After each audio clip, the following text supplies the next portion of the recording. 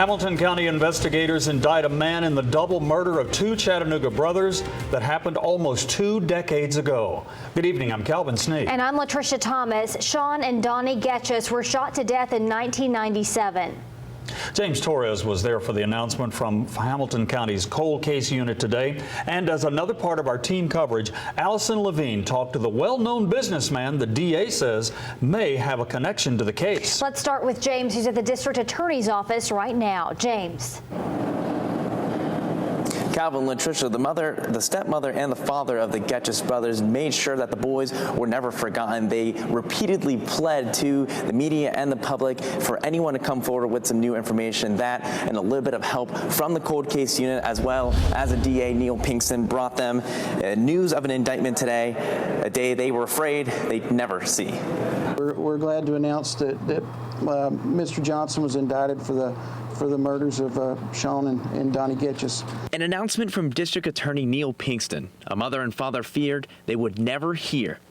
Today, a suspect is finally named in the murder of their two sons almost 20 years ago. The fact is, it's been 19 and a half years of hell, and it still is, but we've closed the chapter now. A grand jury indicted Christopher Johnson yesterday for the murders of Sean and Donnie Getchus. Investigators say after several interviews with people of interest, Johnson's name kept coming up. And there just came a point when he was confronted and he admitted that his involvement. Johnson was already in prison, convicted of other crimes, and investigators say he repeatedly bragged about killing the Getchus brothers. Former News Channel 9 anchor Mike Dunn remembers reporting the story. He says of the many he's done in his career, the Getchus family story always stood out. How they have suffered and how they have emotionally dealt with this, it moved me greatly.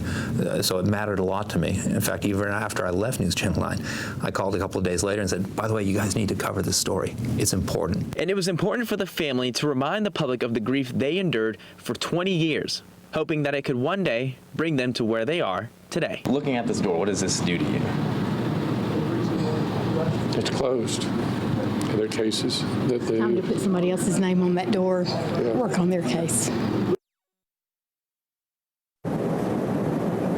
Christopher Johnson does not yet have a scheduled court hearing date.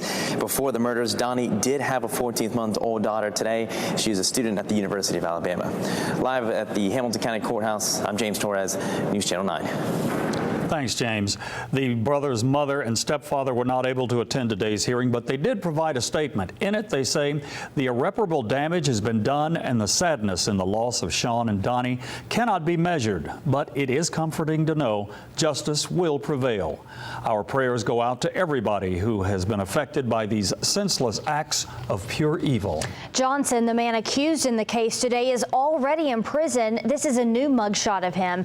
In 2014, Johnson was sentenced to 50 years in prison for unrelated crimes involving the 2011 kidnapping, rape, and torture of 2 teenage girls. Johnson also has a waiting trial for the murder of Missy Ward in 2014.